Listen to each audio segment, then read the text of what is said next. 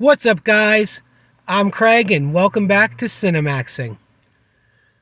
I got a confession to make. I love 90s video game movies. And it's not just some now middle-aged millennial hipster thing. I've generally always loved these movies. The crazier aspect of them, like people in Hollywood at the time did not know what to do with video game movies, and so they're just throwing any dart at the wall. Mario Brothers, Mortal Kombat, Street Fighter, the first Resident Evil movie, even into 2000 with Final Fantasy: The Spirits Within. I just love these movies. My mother has always said, for me and my taste, the weirder the better. And that fits these movies in the 90s.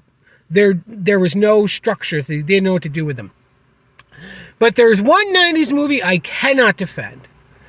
And I've always known it's bad. And that is, if you know what it is, you're going to say it with me, it's Double Dragon. This movie fucking sucks. It is horrible. When people say video game movies are terrible, they're probably thinking of this piece of shit. So the storyline is, it's concerning these two brothers, Jimmy and Billy, and they're in this post-apocalyptic LA where there's a giant flood and an earthquake, and it's disgusting, and gangs roam the night, and they rule everything. And the police have a truce with them where they rule the night, police stay on the day, and they got a curfew. And there's this this tyrant, this businessman tyrant called Kogoshuko, played by Robert Patrick. And he wants these two medallions that have the power of the soul and the body that give him ultimate power. And in the beginning, it's funny, like at the very beginning it just says somewhere in China. It's like this medieval monk village in modern day where they're hiding half of the medallion and they go and get them, and one of Kogoshuko's henchmen play this gorgeous blue-eyed blonde girl. Woo! She finds it, brings it to him. And so I laughed at the beginning of somewhere in China. Then you go to LA, New Angeles as it's called. Robert Patrick, he wants a medallion. And so he's just eating up the scenery. Like, we think of him as from Terminator 2, where he's very silent. As he's talking, he's chewing the fucking scenery. And it's awesome. Like, he is the best part of this movie. So I was like, okay, maybe it's not as bad as I remember. Then it moves away from him, and it does. It falls apart when he's not on screen. Here's the first problem. One of the first things directors always say, if you can cast right, 90% of your problems with the movie are gone. The director of this movie, and I can't pronounce his name, I forget what it is, he directed music videos for Phil Collins in the 80s, like Invisible Touch. It's his own first movie, and you can tell this is his first movie. The cast of Billy and Jimmy just doesn't work. Let's just bring it out in the open. We're in 2026. We can talk about this now. Why is Billy played by this white guy and Jimmy played by this Asian dude? How does this work? How are they brothers? You're just like, huh? At least in the New World, Steven Spielberg's The New World, Jurassic Park, they make a joke about Jeff Goldblum and his black bear. I was like, I don't feel the family resemblance, do you? And they're like, There's just not. It's just taken as fact that they're brothers. How? Like, that incongruity. And then they're watched over by this older one named Satori, who is the woman, the actress that played Jonathan Brandis' teacher in Sidekicks, which I'll review in a couple of days. She watches over them as a guardian that knew their father and worked with Kogoshuko, the villain played by Robert Patrick. And when their father died, she took care of them. And you find out later, Robert Patrick killed their father. They all knew each other. Is she their mother? Like, I'm not joking like this. Why would this random woman watch them since childhood? Is she their mother? And then they had like a white father, like Robert Patrick, and then they have these, these mixed kids. It doesn't work. And here's the other problem with this cast. They're obviously too old. The kid, the Asian guy that plays Jimmy, is 30. He's playing to play 19-year-old and he's 30. I know they did that more then, but this is just so obvious. And the actress that played from Sidekicks, the guy, she's only a few years older than them. It doesn't work. Like, it just doesn't work. The only casting that works is Robert Patrick, the hot blonde assistant, And Alyssa Milano, who's still looking good, and she's 22, so it makes sense to be part of this youth gang in the movie. Look, the casting is a mess, and I'm sorry. I'm sorry to the Asian guy. You might be a great martial artist. You're not a good actor. You are not a good actor. There's scenes when he's supposed to be the more dramatic brother, where he's looking at the camera, it's holding at him in a close-up, and there's just no emotion. He's supposed to be emoting. It looks like he's reading a cue card. The casting is terrible in this sense. Like, the brothers just don't match. They have no chemistry on screen. They're supposed to be, and you can just tell, there's nothing there. And it's Double Dragon, so it's a fight. This is the other big problem with the movie. The fighting just doesn't land. Like, you think of a video game movie from the 90s, like Mortal Kombat. You hear the hits. You hear the hits. You feel them. Like, oh, that hurt. You don't feel any emotion in these hits. You don't feel any pain. I mean, part of the problem, too, is 90% of the fights in this are them running away. Like, they punch, run, kick, run. Like, okay, you can say that's real life, where the point of fighting is not to have a big cinematic brawl. It's to hit somebody, buy the time to get them down, and exit the danger.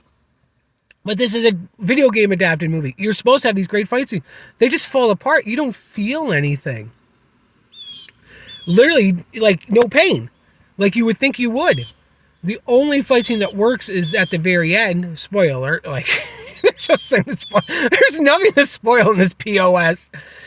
The medallion of the spirit that the villain Robert Patrick has allows you to, like, shapeshift and take over people. He takes over Jimmy and at Billy at the end, they're fighting, and that's the one time you kind of feel the hits and you feel the drama.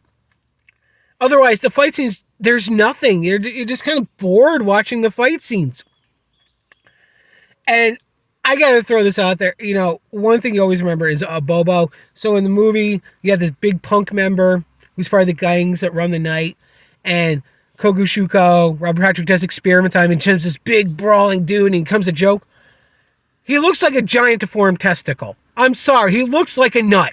Like, do you remember the South Park episode where Randy has testicular cancer and just grows to like this, and he's bouncing around it? That's what this character looks like. He looks like a giant deformed testicle. It's ridiculous. It's just like, what the fuck were they thinking? And here's another major problem in the movie. There's an old expression, KISS. Keep it simple, stupid. Go back to watch the Muldoon Chronicles, which I reviewed yesterday. It's simple. Robert Muldoon going through the park of Jurassic Park before it opens, checking all the problems. That's all it is. This, you got gangs running the night. You got this magical medallion. Oh, I'm going to get back to that. You got this magical medallion. You got this post-apocalyptic LA. Why would and it's just a shithole. Like, the rivers go on fire. There's gangs running the night. Why would Kogoshuko want to run this? Why would he want to rule the ashes of this once great city? He must be a socialist. Wait, there's a line in the movie later on where he goes, I just want total domination of one major American city. So I guess he's a socialist. So there's the villain arc right there. But it's just like, keep it simple. You have too many elements here. Is this The Warriors? This great 70s gang movie? Is this Blade Runner? Is it, Teenage Mutant Ninja Turtles? Like, the gangs, the Power Core, Alyssa Milano's gang group, they're trying to reclaim the night for the kids. It looks like a combination of the Neverland and Hook and the Foot Clan's hangout in the original Ninja Turtles movie. Like, it's a mess. As a little kid, you think it was cool, but it makes no sense. Also, let's face it, the character I said, Bobo, the giant testicle, he's this giant creature, this bulk that can break through walls. How are these little kids keeping him confined? Like, seriously. And even somebody breaks out and he breaks the chain. Like, how are they keeping him confined, right? Oh, this movie is such a goddamn mess. It's terrible. None of the music. What music? None of it's memorable, all right? The most memorable parts of this movie are the hot blonde, right? And his assistant Lash, right? With a whip, haha. And just Robert Patrick eating the scenery at times. Robert Patrick, love him as T-1000. I hope he bought his agent a house after T-1000 and then fired his agent after this movie. Like, what the hell? This does not work on any level. This movie is so fucking horrible. The action does not hit. The cast is completely miscast. The casting does not work. The story is a freaking mess, and they try to cram way too much in. Even, okay, Hollywood, you want a good video game movie? Watch the original Mortal Kombat. Fighters come together to fight in this ultimate dimension to save the Earth. Bam! Simple. You can describe it in a sentence. This thing is a mess, right?